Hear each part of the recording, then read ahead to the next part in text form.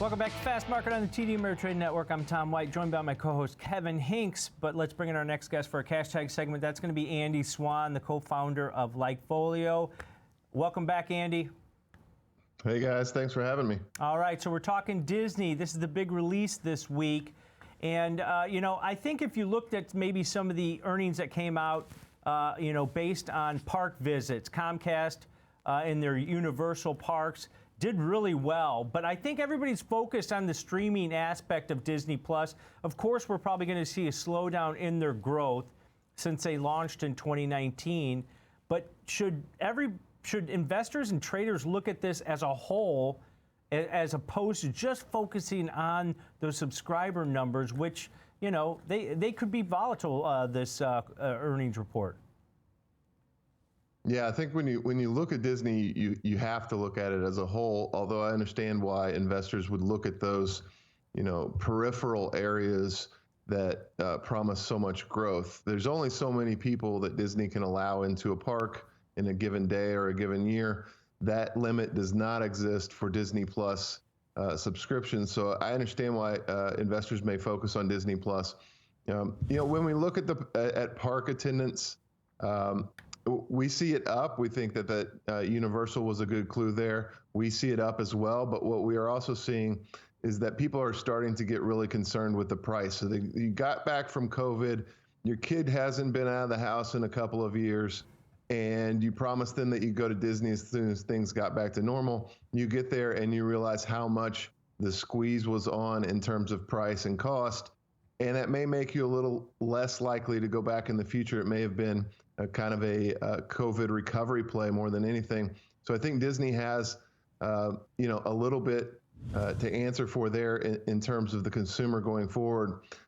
So I think that the park side, they're going to get a nice boost from sort of this return to normal, but how long lasting that can be at these prices and the way the consumer's being squeezed yet to be determined. On the Disney Plus side, we really see Disney as one that just isn't going to be spared from the consumer shift, to subscription fatigue. There are just so many subscriptions that consumers have. Again, during COVID, there wasn't a whole lot to do. You weren't going to the theme park, so maybe you got your kid the Disney Plus subscription and let them watch whatever they want, whatever movies. But subscription fatigue is setting in for people in a really big way. We see it overall as a macro trend. People are tired of all these subscriptions that they have. They're looking to cut something. Disney is not spared from this.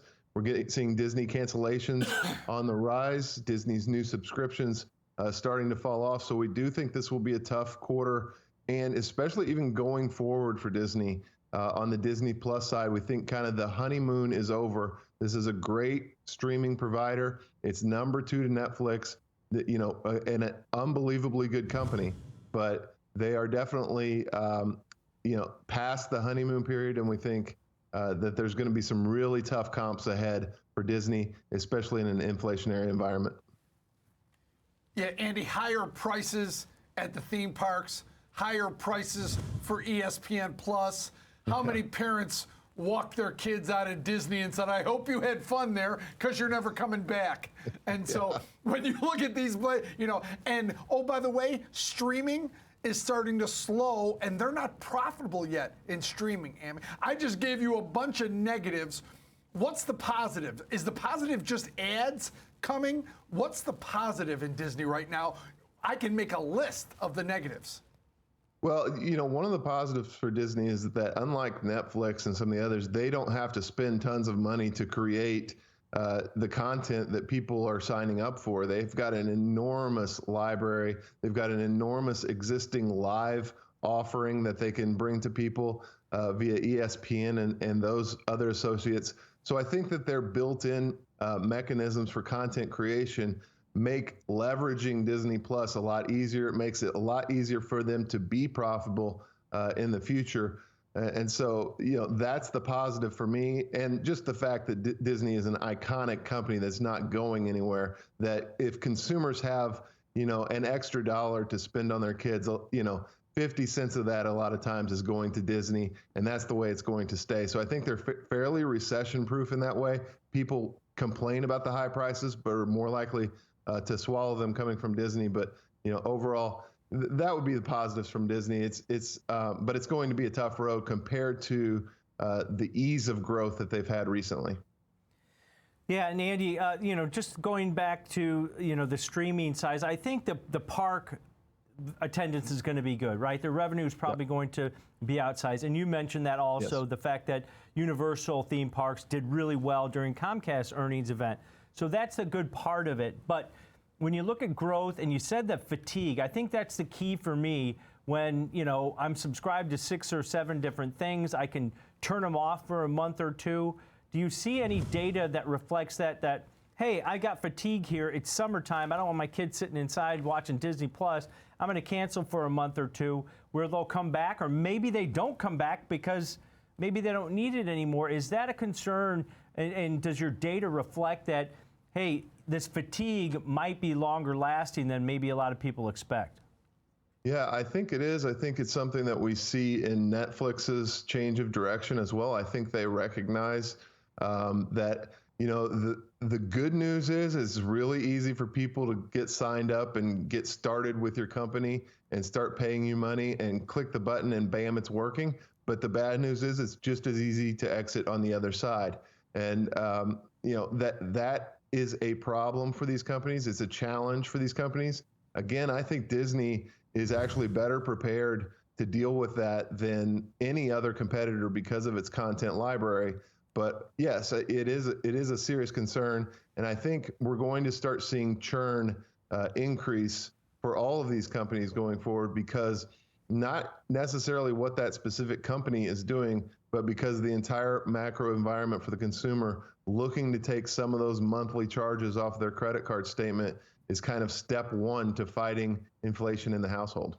Yeah, I always look at it this way, like Disney Plus, you can probably get rid of, right? Go back and resubscribe to it, and skip a couple months. ESPN Plus, that's probably one that they can keep a hold on, but they're actually growing ESPN Plus subscriber numbers also. But Andy, if you had an earnings score going into this from LikeFolio, what is it on Disney? Yeah, we don't put out an earnings score normally on Disney because it's so broad, because there's so many revenue streams, very difficult. I would say if you're focused on Disney Plus as your lead indicator for earnings or how the company will speak about that, I do think that there is more risk to the downside, that they may have to temper expectations on the Disney Plus side of things and hype up what happened at the parks. So my gut is that the risk for the stock, especially after today's move in the overall markets, is probably to the downside on earnings. All right, and real quick, Andy, I know we didn't set this up, but Roku, we're talking in the next block. Are you guys still positive on Roku? This thing gets downgraded 2 or 3 times a week, it seems like.